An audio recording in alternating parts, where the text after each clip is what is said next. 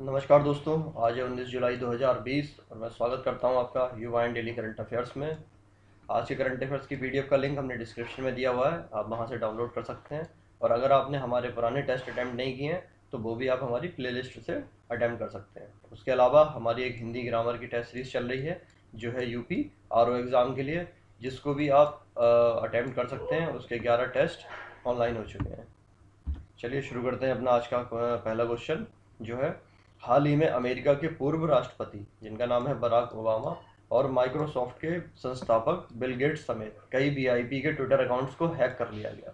आपको बताना है कि ट्विटर के मुख्य कार्यकारी अधिकारी या सीईओ कौन है। ऑप्शन देख लेते हैं। ए है जैक मा, बी है जैक डॉर्सी, सी है रॉबर्ट फ्रैंकलिन और डी है सत्य नडेला। और इसका सही उत्तर है ऑप्शन बी जो है जैक डॉर्सी। देखिए, हाल ही में क्या हुआ था कि अभी अमेरिका के पूर्व राष्ट्रपति जो हैं बराक ओबामा समेत और माइक्रोसॉफ्ट के संस्थापक बिल गेट्स समेत कई वीआईपी के ट्विटर अकाउंट को हैक कर लिया गया था। और जो ट्विटर के द्वारा जो जारी रिपोर्ट है उसमें इनकी संख्या जो है वो 130 बताई जा रही है। और हैकर्स ने क्या किया था कि एक मैसेज मतलब ट्वीट किया था जिसमें लिखा गया था कि मैं जो है कम्युनिटी को वापस देना चाहता हूँ। आप अगर 1000 बिटकॉइन मतलब मुझे देंगे तो मैं आपको 2000 वापस करूंगा। और इसमें जो ट्रांजैक्शन करवाई गई थी वो बिटकॉइन के जरिए करवाई गई थी, जिसमें कई लोगों ने ये ट्रांजैक्शन की भी थी, क्योंकि इसका समय जो था सिर्फ 30 मिनट के लिए दिया गया था। तो ये ट्विटर के जो सीईओ हैं वो हैं जैक डॉर्सी। चलिए बढ़ते हैं अपने दूसरे प्रश्न की ओर। पाकिस्तान की जेल में बंद भारतीय अधिकारी कुलभूषण जाधव भारतीय सेना खुफिया एजेंसी के कौन से अंग के पूर्व अधिकारी रहे हैं। ऑप्शन देख लेते हैं। ए है थल सेना, बी है वायुसेना, सी है भारतीय नौसेना और डी है रॉ। और इसका सही उत्तर है ऑप्शन सी जो है भारतीय नौसेना। चलिए बढ़ते हैं तीसरे प्रश्न की ओर जो है, हाल ही में नवीन और अक्षय ऊर्जा मंत्रालय ने सौर ऊर्जा उपकरणों के आयात पर कितने प्रतिशत शुल्क लगाने का प्रस्ताव रखा है। ऑप्शन देख लेते हैं। ए है 10%, बी है 15%, सी है 20% और डी है 25%। और इसका सही उत्तर है ऑप्शन सी जो है 20%। देखिए, नवीन और अक्षय ऊर्जा मंत्रालय ने सौर ऊर्जा उपकरणों के आयात पर 20% शुल्क लगाने का प्रस्ताव रखा है।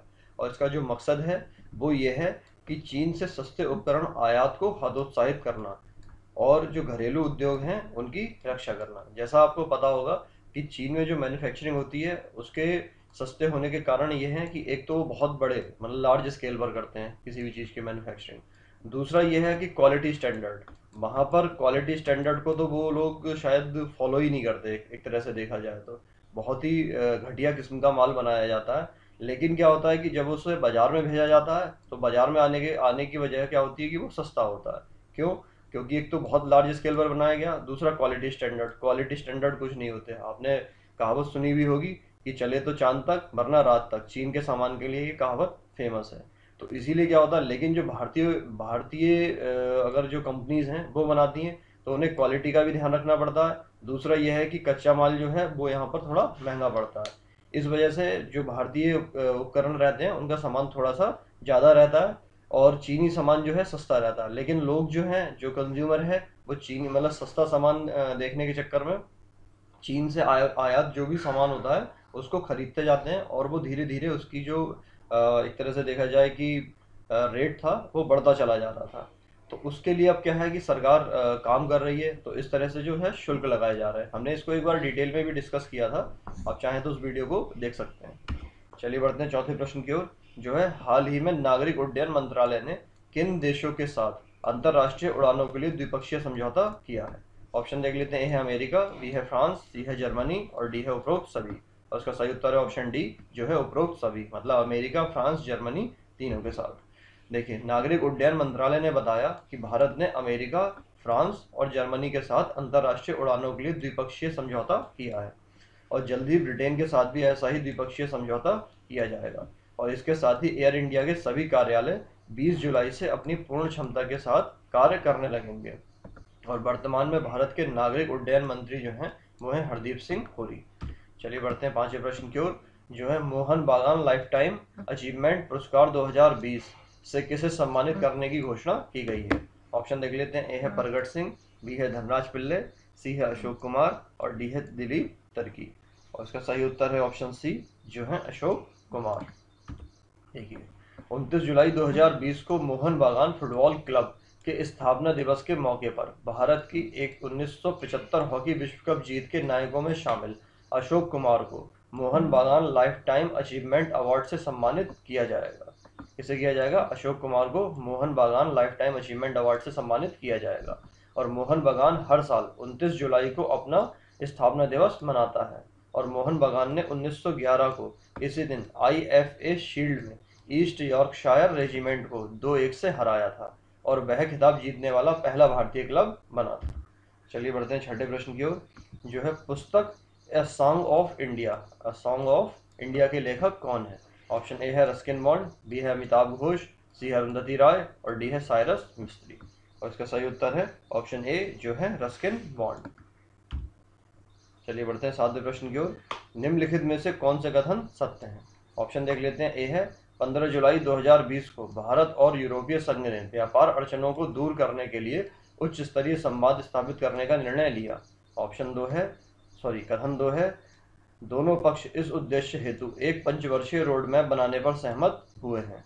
तीसरा है रोड मैप 2025 के तहत दोनों पक्षों ने स्वतंत्रता, खुलेपन और समुद्री क्षेत्र में समावेशी दृष्टिकोण के संरक्षण के लिए हिंद महासागर के साथ साथ प्रशांत महासागर में शांति, स्थिरता और सुरक्षा बनाए रखने के लिए मिलकर काम करने के लिए प्रतिबद्धता जताई है। ऑप्शन देख लेते हैं। केवल एक सही है, केवल 1 व 2 सी, केवल 1 3 और डी सभी 1 2 3 सही है। और इसका सही उत्तर है ऑप्शन डी कि सभी 1 2 3 सही है। चलिए बढ़ते हैं आठवें प्रश्न की ओर, जो है हाल ही में कौन से राज्य के मुख्यमंत्री ने पोवा रिजर्व फॉरेस्ट को वन्य जीव अभ्यारण्य के रूप में घोषित करने की घोषणा की है? ऑप्शन देख लेते हैं। ए है मणिपुर, बी है अरुणाचल प्रदेश, सी है मेघालय और डी है असम। और इसका सही उत्तर है ऑप्शन डी, जो है असम। देखिए हाल ही में असम के मुख्यमंत्री सर्बानंद सोनोवाल ने असम राज्य में धेमाजी जिले में स्थित जो है पोवा रिजर्व फॉरेस्ट को वन्य जीव अभ्यारण्य में तब्दील किए जाने की घोषणा की है। किसमें? वन्य जीव अभ्यारण्य में तब्दील किए जाने की घोषणा की है और इसे 1924 ईस्वी को पोवा रिजर्व फॉरेस्ट के रूप में घोषित किया गया था।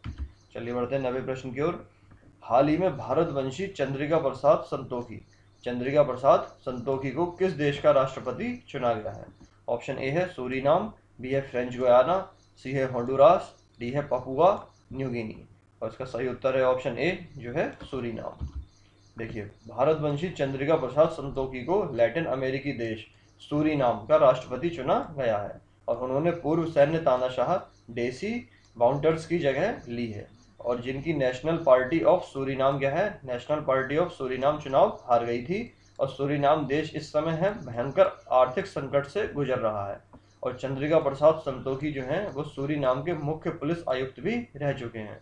और सूरीनाम एक पूर्व डच उपनिवेश है। इसकी कुल आबादी 5,87,000 है, जिसमें से 27.4% लोग क्या हैं? भारतवंशी हैं।